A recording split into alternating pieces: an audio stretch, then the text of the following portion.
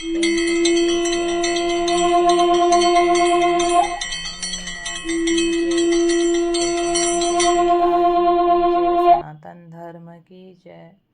धर्म दर्पण के सभी श्रोताओं को मेरा प्रणाम। धर्म दर्पण ने एक नई शुरुआत की है। धर्म दर्पण रामचरितमानस के मूल पाठ को आप लोगों के सामने जैसा लिखा है वैसे ही लेकर आ रहा है।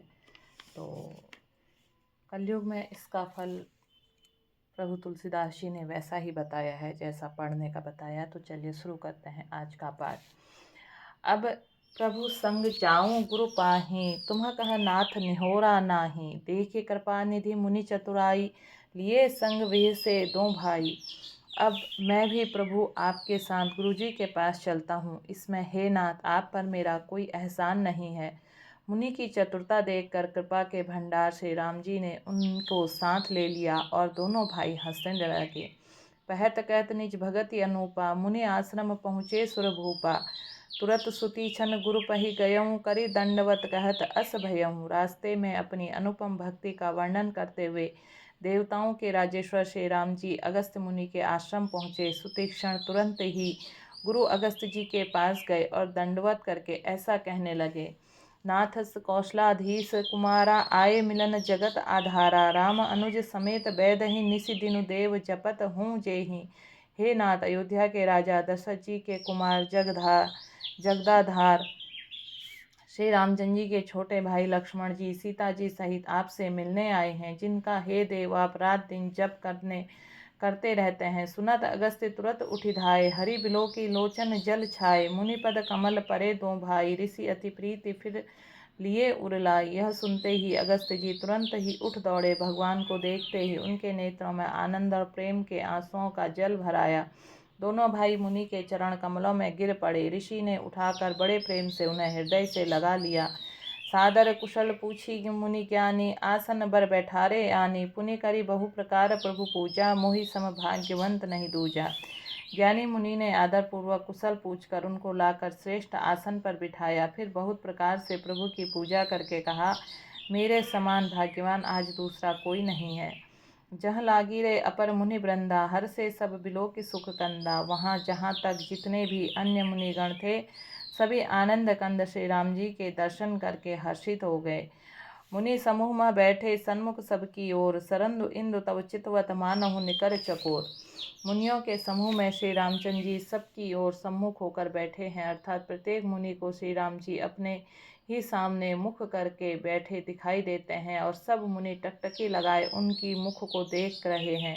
ऐसा जान पड़ता है मानो चकोरों का समुदाय शरद पूर्णिमा के चंद्रमा और देख रहा हो। तब रघुवीर कहा मुनि पाहि, तुम सुन प्रभु दुराऊ कुछ कर नाही। तुम जानहु जे कारण आयऊँ, ताते तात न कहीं समझायूँ। तब श्री राम जी ने मुनि से कहा, हे प्रभु आपसे कुछ भी छिपाव नहीं है। मैं जिस कारण से आया वह आप जानते ही हैं। इसी से हे तात मैंने आपसे समझा कर कुछ नहीं कहा। अब सो मंत्र देहूँ प्रभु मोहि, जेहि प्रकार मारो मुनि द्रोही। मुनि मुस्काने सुनो प्रभु बानी, पूछे नाथ मोहि का जाने। हे प्रभु अब आप मुझे वही मंत्र वही सलाह दीजिए जिस प्रकार मैं मुनियों के द्रोही राक्षसों को मारूं। प्रभु की वाणी सुनकर मुनि मुस्कुराए और बोले, हे नाथ आपने क्या समझकर मुझसे यह प्रश्न किया है। तुम रे ही भजन प्रभाव अघारी, जानो महिमा कछुक तुम्हारी। उमरी तुम तरु विशाल तव माया, फल ब्रह्मांड अनेक निकाया। हे पापों को नाश करने वाले, हे मैं तो आप ही के भजन के प्रभाव से आप कुछ थोड़ी सी महिमा जानता हूँ। आपकी माया गुलर के विशाल वृक्ष के समान है, अनेक ब्रह्मांडों के समूह ही जिसके फल हैं। जीव चराचर जंतु समाना, भीतर बसहि न जानहि आना। ते फल पच्चक कठिन कराला, तब भय डरत सदा सो काला। चर और अचर जीव के गुलर फल के भीतर रहने वाले छोटे छोटे जंतुओं के समान और ब्रह्मांड रूपी फलों के भीतर बसते हैं, और वे अपने छोटे से जगत के सिवा दूसरे कुछ भी नहीं जानते। उन फलों का भक्षण करने वाले कठिन कराल और वह काल भी सदा आपसे भयभीत रहता है। ते तुम सकल लोकपति साई, पूछे मोहि मनुज की नाई। यह बर मांगहु कृपा निकेता, बसऊँ हृदय श्री अनुज समेता। उन्हीं के समस्त लोकपालों के स्वामी होकर भी मुझसे मनुष्य की तरह प्रश्न किया।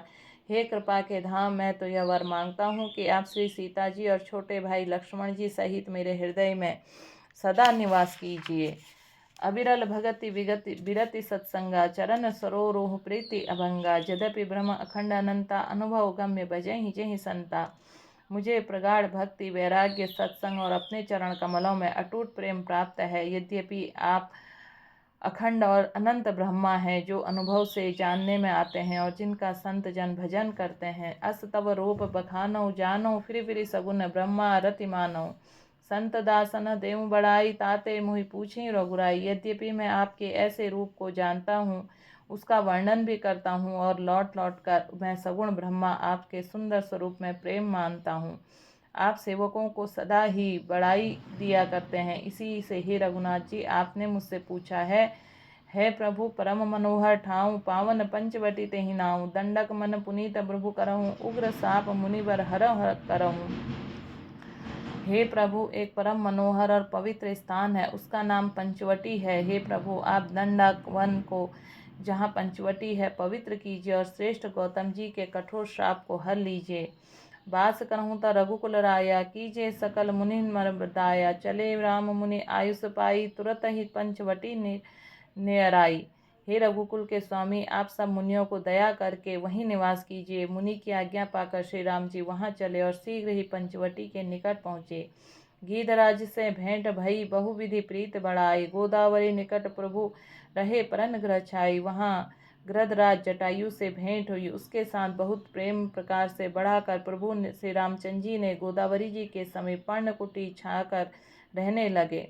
तब ते राम की न तह बासा, सुखी भय मुनि बीति त्रासा। गिरिबन नदी ताल छवि छाए, दिन दिन प्रीति अति होई सुहाई। जब से श्री राम जी ने वहाँ निवास किया, तब से मुनि सुखी हो गए, उनका डर जाता रहा। पर्वत वन नदी तालाब शोभा से छा गए, वह दिनों दिन अधिक सुहावने मालूम होने लगे। खग मृग वृंद आनंदित रहे, मधुप मधुर गुंजत छवि लहै। सो बन बरनी न सके अहि राजा, जहाँ प्रकट रघुबीर विराजा। पक्षी और पशुओं के समूह से आनंदित रहते हैं, भौरे मधुर गुंजार करते हुए शोभा पा रहे हैं और प्रत्यक्ष राम जी विराजमान है। उनका वन का वर्णन सर्पराज शेष जी भी नहीं कर सकते हैं। एक बार प्रभु सुख आसीना, लक्ष्मण बचे कहीं छलहीना। सुर नर मुनि सराचर साई, मैं पूछूं निज प्रभु के नाई। एक बार प्रभु श्री राम जी सुख से बैठे हुए थे। उस समय लक्ष्मण जी उनसे छल रहित सरल वचन कहे, हे देवता, मनुष्य, मुनि और चराचर के स्वामी, मैं प्रभु की तरह अपना स्वामी समझकर आपसे पूछता हूँ। मोहि समझाए कहूँ सोई देवा, सब तजी करो चरण रज सेवा। कहूँ ज्ञान विराग अरुमाया, कहूँ सो भगति करहूँ जेहि दाया। हे देव, मुझे समझा कर वही कहिए, जिससे सब छोड़कर मैं आपकी चरण रज की ही सेवा करूं। ज्ञान वैराग्य और माया का वर्णन कीजिए और उस भक्ति को कहिए जिसके कारण आप दया करते हैं। ईश्वर जीव भेद प्रभु सकल कहूँ समझाई, जाते हुई चरण रति शोक मोह मोह भ्रम जाई। हे प्रभु, हे ईश्वर, और जीव का भेद भी सब समझा कर कहिए, जिससे आपके चरणों में मेरी प्रीति हो, शोक मोह तथा भ्रम नष्ट हो जाए। थोरे ही मम सब कहूँ बुझाई, सनहु तात मति मन चित लाई। मोह अरु मोर तोर तय माया, जेहि बस कीन है जीव निकाया। श्री राम जी ने कहा, हे तात, मैं सब समझा कर कह देता हूँ, तुम मन चित्त और बुद्धि लगा कर सुनो। और मेरा तू और तेरा यही माया है, जिसने समस्त जीवों को वश में कर रखा है। गो गोचर जहाँ लगी मन जाई, सो सब पाया जाने भाई। तेकर भेद सुनहु तुम्हें सोऊं, विद्या अपर अविद्या दोऊं। इंद्रियों के विषय में जहाँ तक मन जाता है, हे भाई, उस सबको माया जानना। उसके लिए एक भी विद्या, दूसरी अविद्या, इन दोनों में तुम भेद सुनो। एक दुष्ट अतिशय दुख रूपा, जा बस जीव पर भव कूपा। एक रचई जग गुण बसे जाके, प्रभु प्रीति नहीं द्विज बल ताके। एक अविद्या दुष्ट दोषयुक्त और अत्यंत दुख रूप है, जिसके वश में होकर जीव संसार रूपी कुएं में पड़ा हुआ है। और एक विद्या जिसके वश में गुण है, वो जगत की रचना करती है, वह प्रभु से ही प्रेरित होती है, उसका अपना बल कुछ भी नहीं है। ज्ञान मान जह एकहु नाही, देख ब्रह्मा समान सब न माही। कही तात सो परम विरागी, तृण सम सिद्धि तिनि गुण त्यागी। ज्ञान वही है जहाँ जिसमें मान आदि एक भी दोष नहीं है, और जो सब में समान रूप से ब्रह्मा को देखता है। हे तात, उसी के परम वैराग्यवान कहना चाहिए। सारी सिद्धियों और तीनों गुणों के तिनके के समान त्याग चुका हो, जिसमें मान, दंभ, हिंसा, क्षमा, राहित्य, टेढ़ापन, आचार्य सेवा का अभाव, अपवित्रता, अस्थिरता, मन को निर्ग्रहित न होना, इंद्रियों के विषय में आसक्ति, अहंकार, जन्म, मृत्यु, जरा, व्याधि मई जगत की सुख बुद्धि, स्त्री, पुत्र, घर आदि में आसक्ति तथा ममता, इष्ट अनिष्ट प्राप्ति में हर्ष, शोक, भक्ति का अभाव, एकांत में मन न लगना, विषयों की, मनुष्यों के संग में प्रेम, ये 18 न हो, और नित्य आध्यात्म, आत्मा की स्थिति तथा तत्व ज्ञान, अर्थ तत्व ज्ञान के द्वारा जानने योग्य परमात्मा का नित्य दर्शन हो, वही ज्ञान कहलाता है। देखिए गीता के ये जो अध्याय है 13वें से 7 से 11 अध्याय में लिखा गया है। माया इस न आप कह जान कहीं सो जीव, बंद मोक्ष पद सर्व पर माया प्रेरक शिव। जो माया को ईश्वर और अपने स्वरूप को नहीं जानता, उसे जीव कहना चाहिए। जो कर्मानुसार बंधन और मोक्ष देने वाला है, सब पर माया का प्रेरक है, वह ईश्वर है। धर्म की वृत्ति जोग ज्ञाना, ज्ञान मोक्ष प्रद वेद व्याख्याना। जाते बेगी द्रों के भाई, सो मम भगते भगत सुखदाई। धर्म के आचरण से वैराग्य और योग का ज्ञान होता है तथा ज्ञान मोक्ष देने वाला, और वेदों का वर्णन किया। और हे भाई, जिसे मैं शीघ्र ही प्रसन्न होता हूँ, वह मेरी भक्ति है, जो भक्तों को सुख देने वाली है। जो स्वतंत्र अवलंबना नाते ही आधीन ज्ञान विज्ञाना, भगति तात अनुपम सुख मूला। मिलई जो संत होय अनुकूला, वह भक्ति स्वतंत्र है, उसको ज्ञान विज्ञान आदि किसी दूसरे साधन का सहारा अपेक्षा नहीं है। ज्ञान और विज्ञान तो उसके अधीन है। हे तात, भक्ति अनुपम सुख की मूल है, और वह तभी मिलती है जब संत अनुकूल प्रसन्न होते हैं। भगति साधन कहूँ बखानी, सुगम पंथ मोहि पावहि प्राणी। प्रथम ही विप्र चरण अति प्रीति, निज निज कर्म तुरत श्रुति रीचि।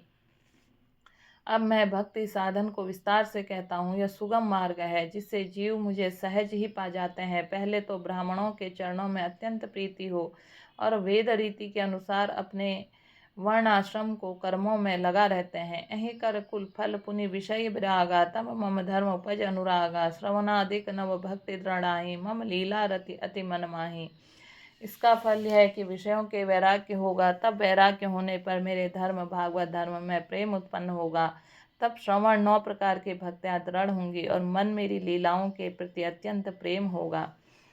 संत चरण पंकज अति प्रेमा, मन क्रम वचन भजन दृढ़ नेमा। गुरु पितु मातु बंधु पति देवा, सब मोहि कहे जाने दृढ़ सेवा। जिनके संत चरण कमलों में अत्यंत प्रेम हो, मन वचन और कर्म भजन का दृढ़ नियम हो, और जो मुझको ही गुरु पिता माता भाई पति और देवता सब कुछ जाने और सेवा में दृढ़ हो।